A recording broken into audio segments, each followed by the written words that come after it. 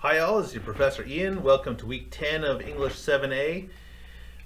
So this is my usual Monday video where I talk about what we did last week, talk about what we're doing this week, try to tie it together a little bit. So last week we were talking about genre, and we got into the specific genre, a couple stories that are what we consider naturalist stories, the Wagner matinee and the ledge, or a Wagner matinee, sorry, and the ledge.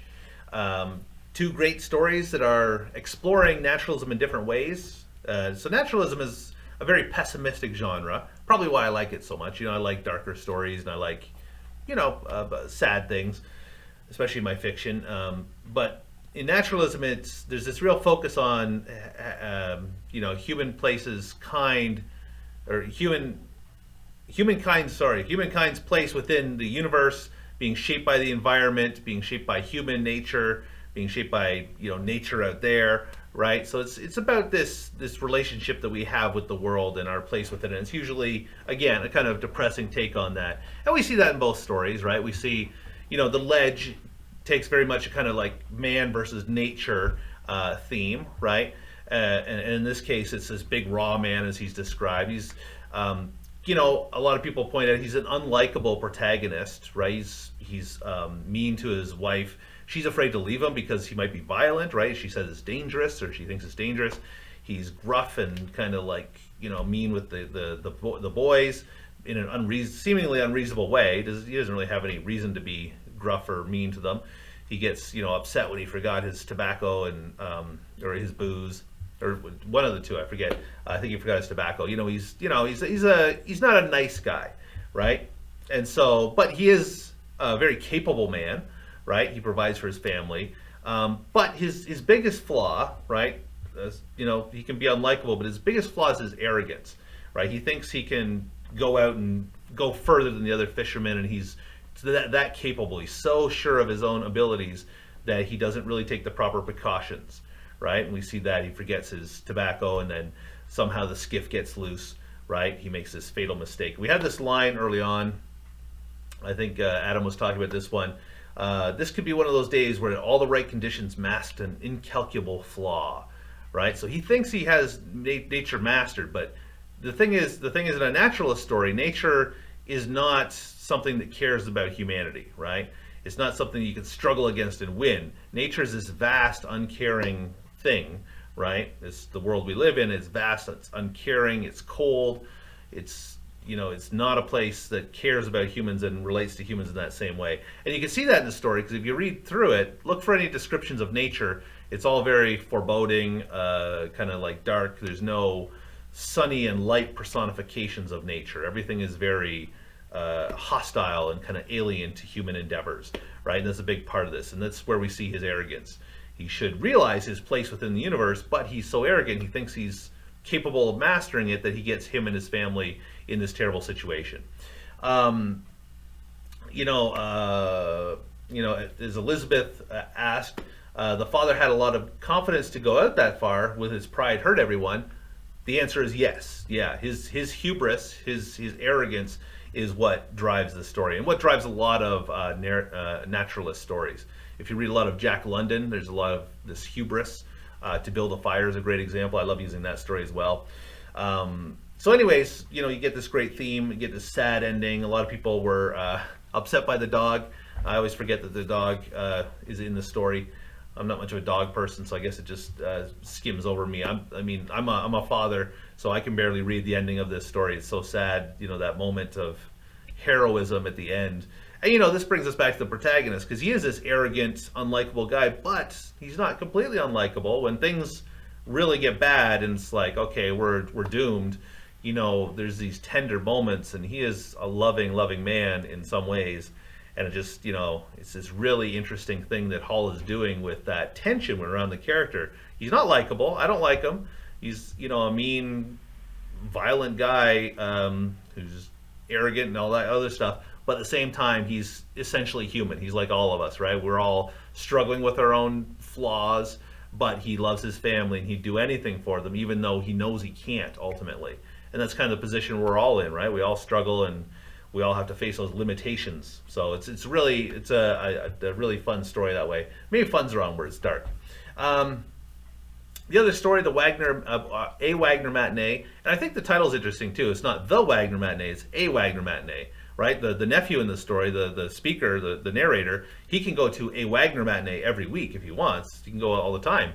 Whereas his aunt, this is like the first time in 30 years. So this is like the Wagner matinee for her, but it's a Wagner matinee for most people who live in the city, right? So we get a very different take on the naturalist approach, right? In this case, it's also about how environment shapes us. In this case, you have this intellectual, talented, musically talented young woman who makes this choice to follow this her lover to the Nebraska frontier out of love, right? This is back in the middle, what is the 1860s? She was teaching piano, so we're talking middle to late 1800s in Nebraska. So this is, she went there with her lover. These are the frontier people we call sod busters. So they were literally like building houses out of sod when they first got there. They were digging up chunks of grass and piling them up to make walls. So these are, I can't remember the exact line, but a primitive hut or primitive cave for savage inmates or something like that. But it's this is like the most rudimentary kind of homesteading you can imagine when at this the early days of places like the Nebraska frontier. So she made that choice to go out there for love.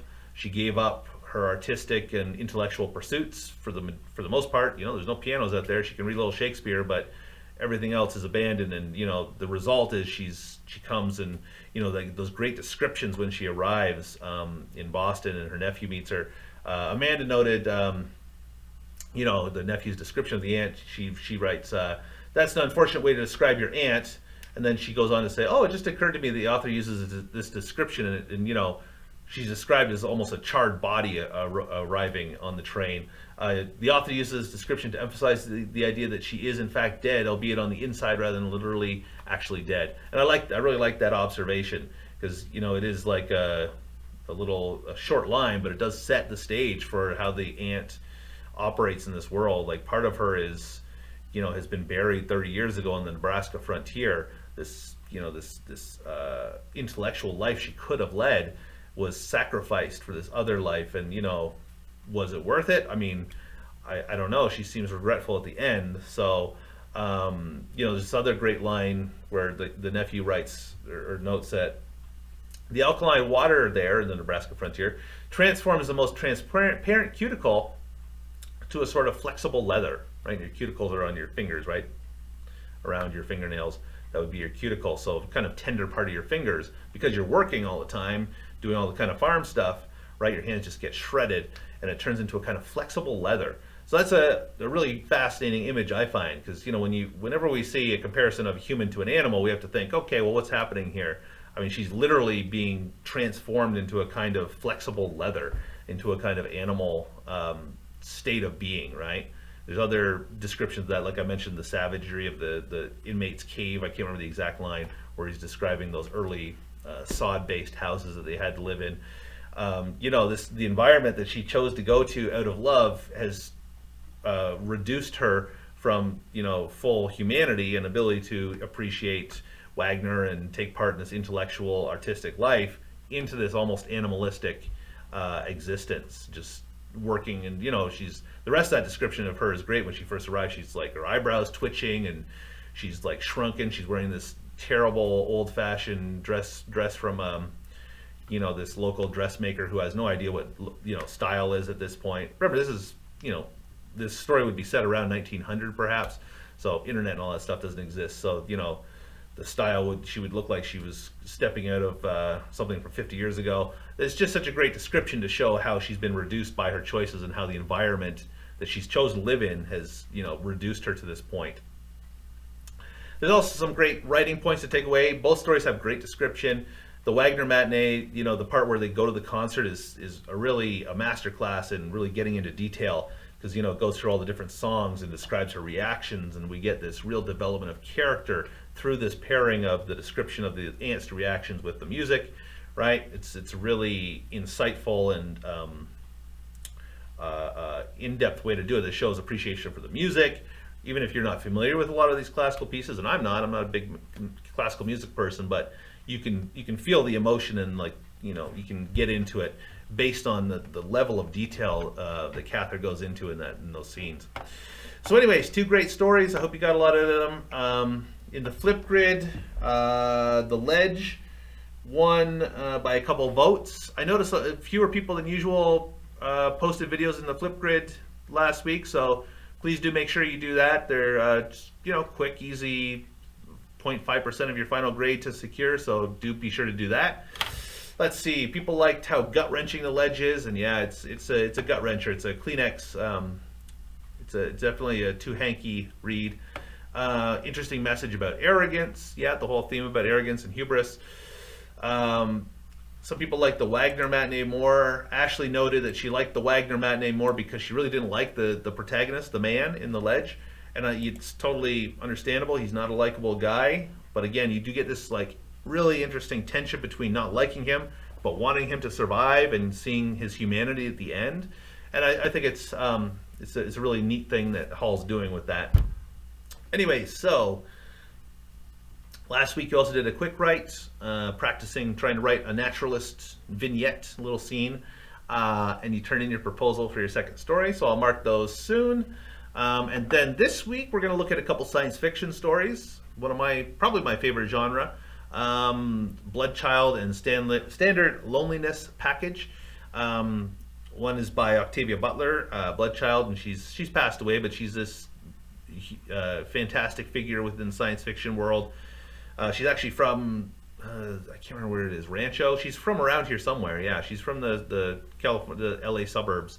And then the other one is by Charles Yu, a big up and coming name in science fiction. So we're going to read those two stories. We're going to read a couple things about science fiction in general, how to write science fiction, what science fiction is used for. There's the usual flipgrid to do, a journal on world building, and this journal is a little bit different because it will be done in a discussion forum, so we're going to share ideas. We're going to each create a fictional world and then share our ideas about it. And then finally, there is your second short story response due this week, so please do make sure you turn that in. This is, again, your chance to spend a little bit longer with one of the stories we've read and try to think about it from your own writing perspective. So that's about it. Please email me if you have any questions or concerns, or come by my office hours. Thank you very much.